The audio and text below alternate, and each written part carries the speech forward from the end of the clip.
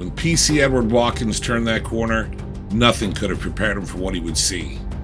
A woman, or what was left of her, butchered beyond recognition, lying in a pool of her own blood. Her intestines had been pulled out and draped over her shoulder. It was the type of horror that would scar your soul. And next to her, one blood-soaked shawl.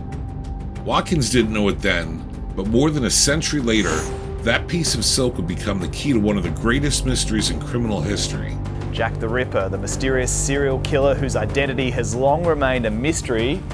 That is. Until now. Yeah, DNA from a shawl recovered at the scene of one of his crimes has incredibly found a 100% match. Tonight, we're going to look at how advancements in forensic DNA technologies have finally given a name to one of the world's most famous serial killers, Jack the Ripper. But like everything in life, haters are going to hate, and there's always a skeptic. Let's see what the evidence proves, the holes that skeptics have poked in it, and see what your thoughts are. Welcome to Project Strangeville.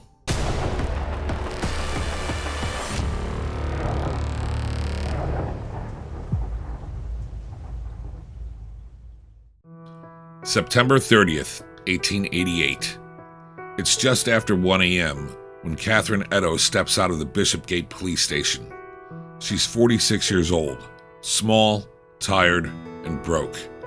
She'd been arrested a few hours earlier for being drunk and disorderly outside of Aldgate High Street. Inside the cell, she sobered up, cracked a few jokes with the constable, and even sang to herself.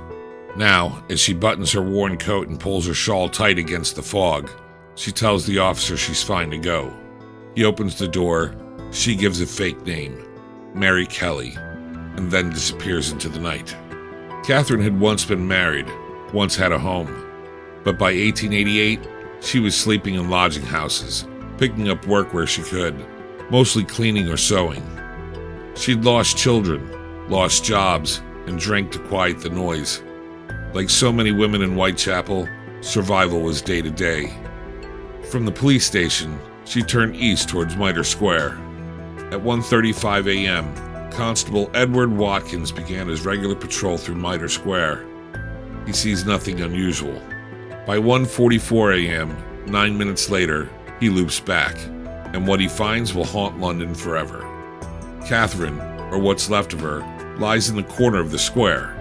Her throat's been cut, her face mutilated beyond recognition, her intestines pulled out and draped over her shoulder like some twisted message. Blood everywhere. And beside her, a silk shawl, soaked through. Watkins blows his whistle, the sound echoing through the alleys. Within minutes, the square fills with officers and detectives. A few witnesses reported they saw her talking to a man wearing a dark coat, peaked cap, and carrying a small bag. They stated the two stood close, almost intimate, then faded into the fog. The police sketch and collect what they can. They don't realize it yet, but Catherine would end up being the fourth victim of the man newspapers were already calling Jack the Ripper. The shawl she pulled tight around her shoulders that night couldn't save her from what was waiting in the dark, but one day it would speak for her, louder than anyone ever imagined. Could you imagine being Watkins and finding her mutilated like that? That's the stuff not many talk about when it comes to being a cop. The horrible things they see. I have friends, and I mean good friends, that retired from the police, and some that are still in. Some of those guys, they're tough, and I mean really tough. The kind of guy that you want backing you up when things go sideways.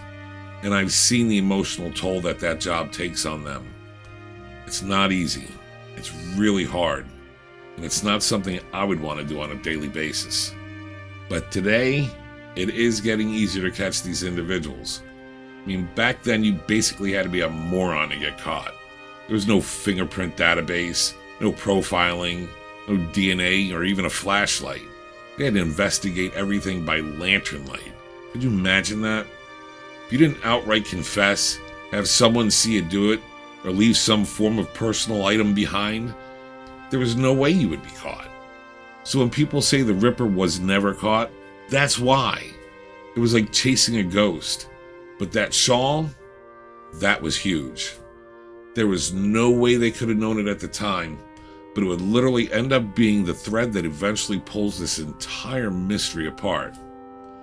Now, I'm about to get into the investigation and list the 5 main suspects. One of them actually will be named by the DNA results.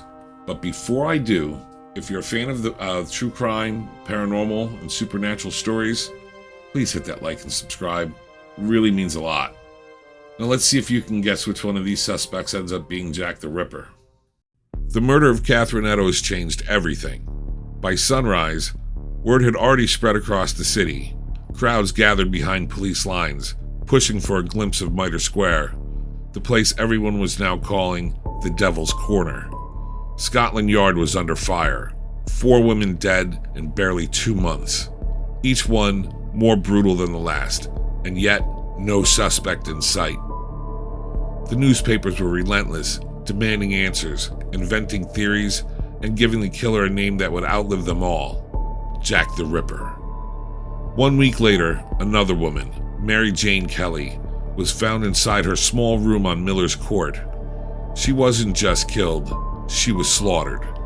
The walls were painted with blood, her body mutilated in much the same way Catherine's was. Kelly became the 5th and final victim, at least the last one we know of. Scotland Yard was drowning in leads. The Ripper had vanished, leaving only theories behind. Detectives from 2 different police forces worked the case, but they didn't share information. The Metropolitan Police handled Whitechapel. The City of London Police handled Mitre Square. 2 departments, 2 commanders, no cohesion. Evidence was misfiled, leads were missed, and every night the city held its breath waiting for another scream. They canvassed taverns, workhouses, and lodging houses, questioning anyone who looked remotely suspicious. By winter, investigators had narrowed it to 5 main suspects. 5 men who could have been the monster hiding behind that name. James Maybrick, a wealthy Liverpool cotton merchant whose name resurfaced years later in a diary that described the murders in disturbing detail. Many believe it's a hoax, but the handwriting, the dates, the obsession with blood kept his name in the circulation. Aaron Kosminski, a Polish barber living just streets from the murder sites. Poor, mentally unstable, and known to have violent outbursts towards women. Police records described him as having homicidal tendencies and a great hatred of prostitutes. Montague John Druitt, a respected school teacher and barrister from a good family, but shortly after the 5th murder, he vanished, only to be found drowned in the Thames weeks later. He'd been fired from his job, possibly suffered a breakdown. Some said his suicide was a confession. Thomas Cutbush, a medical student with a reputation for attacking women. He lived near the killings, had a fascination with anatomy, and was later committed to Broadmoor Asylum for stabbing prostitutes in the leg. And then there was Michael Ostrog, a Russian-born thief and con man who claimed to be a doctor. Violent, unpredictable, and known to carry surgical knives. He matched the description of a foreigner seen near one of the murder scenes, but with no witnesses, no confession, and no physical evidence, they couldn't charge him. 5 men, 5 different stories, and every one of them could fit the face of the killer London feared most. Detectives chased leads that went nowhere. The public turned on the police. The case faded into legend, until a piece of forgotten evidence resurfaced more than a century later. A silk shawl, the same one found beside Catherine Eddowes. It's funny how some things never change. One department not talking to the other, the press is sensationalizing everything, and people are all but rioting in the streets. Sound familiar? I guess sometimes history is bound to repeat itself. Now put yourself in the shoes of the detectives, though. Think about the tools that they had back then. Lanterns, a pencil and a notepad, and their intellect. That's it. With today's technology, it's almost impossible to get away with murder. But in the 1800s, there were no cameras on doorbells or on street corners. They didn't even have a radio to call for help. All they had was a friggin' whistle. Today, we have science and technology working on our side. Remember, the person the shawl will reveal was named as a suspect earlier. Which one of the 5 do you think it is? Let me know in the comments below. The man the DNA pointed to was Aaron Kosminski. A name buried for more than a century suddenly shot to the top of every headline in the world, and it all started with the shawl. In 2007, a London businessman named Russell Edwards bought what he believed was the same silk shawl found beside Catherine Eddowes in Mitre Square. Edwards wasn't a collector of dark relics. He was a lifelong true crime enthusiast with a comfortable career in property development and the means to chase a mystery most people only read about. He'd spent years obsessed with the Ripper case and believed modern science might finally do what Victorian detectives couldn't. So, when the shawl came up for auction, he saw a chance and he took it. Through contacts in London's historical community, he partnered with Dr. Jari Laaksonen, a molecular biologist in Finland who specialized in recovering DNA from centuries-old material. The mission was simple: identify who Jack the Ripper really was and put an end to the century-old mystery. Working under sterile conditions, Laaksonen's team extracted 2 genetic samples from the fabric, one from blood, one from semen. The blood matched a descendant of Catherine Eddowes. The other matched a living relative of Aaron Kosminski. It was the first time in history forensic DNA had been used to name a suspect in the Jack the Ripper murders. Headlines exploded. Case closed. Jack the Ripper identified. It sounded final. But who exactly was this man the science had just resurrected? Aaron Kosminski was born in 1865 in Kłodawa, Poland. His family fled rising anti-Semitic violence and poverty, settling in London's East End, one of the roughest neighborhoods on earth at the time. Aaron worked as a barber, cutting hair for pennies while living with his sisters in a cramped flat on Greenfield Street. He wasn't well. Reports from the time describe him as hearing voices, refusing food, and spending hours talking to himself. He believed people were trying to poison him. He hated prostitutes, and at some point, according to police memoranda, he developed what they called strong homicidal tendencies. By 1891, he was committed to the Colney Hatch Asylum, later moved to Leavesden, where he spent nearly 30 years before dying in 1919. His name appeared in early police notes, but was dismissed for lack of proof.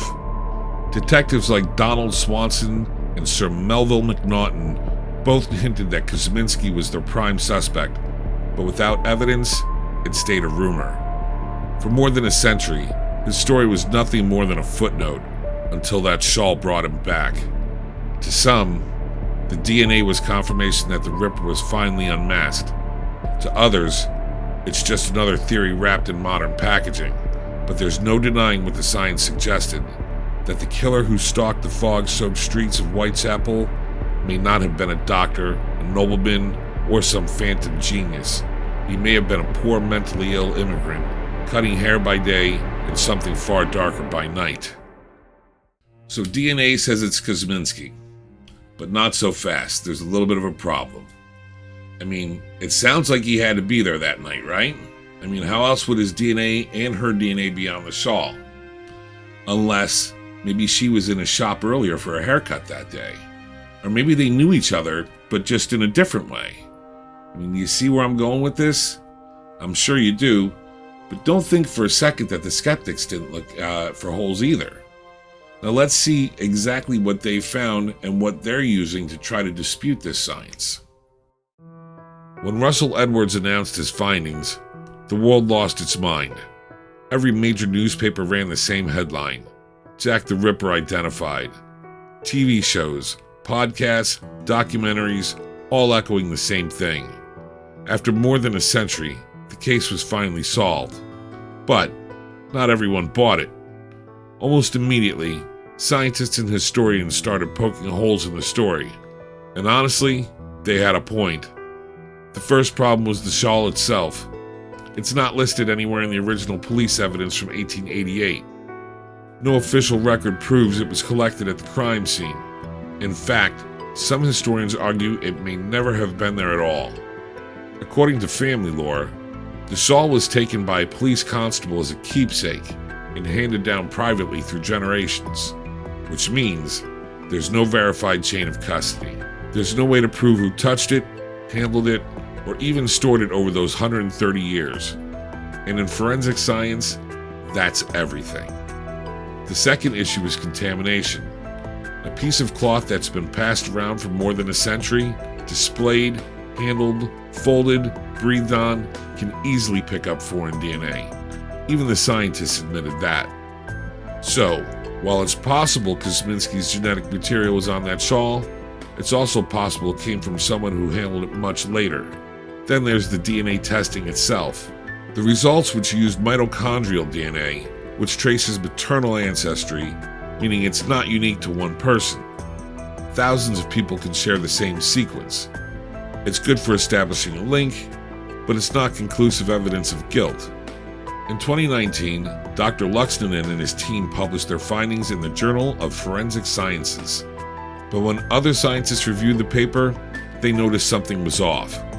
They didn't release the full DNA sequence. Without that, there's no independent way to verify the results. So, while the media declared victory, the experts were still shaking their heads. Some said the shawl's DNA link was a coincidence. Others said Edwards wanted to believe so badly that he convinced himself it was proof. And a few even argued that the entire test was too compromised to mean anything at all. But here's the strange part. Even with all that doubt, no one could disprove it either. The shawl may be contaminated, undocumented, and scientifically incomplete, but it's still the closest anyone's ever come to naming Jack the Ripper. Before I wrap this up, if you enjoyed the video and you're a fan of true crime, paranormal, and supernatural stories, please hit that like and subscribe. Now, regardless of what side of the fence you're on, you have to admit, it's hard to explain away his DNA being on that shawl. I'm sure you could think of a time when you knew someone did something that even though they swore they didn't do, but you know they did it. But without hard evidence, it just turns into a he said, she said debate. Like tic-tac-toe, nobody wins unless somebody screws up. But what if the skeptics are right? What if there is a simple reason that the DNA was there? We still make mistakes today in the police. We still put innocent people behind bars for crimes they didn't commit. You see it in the press all the time. Police departments still don't talk to each other. I mean, not like they should. The press still chases headlines over truth. And public outrage? That hasn't gone anywhere. Just watch the news. Honestly, I don't think we'll ever have a definitive answer to who Jack the Ripper was, or why he did it. Not unless we learn how to travel back in time. But until then, thanks for watching. This is Project Strangeville.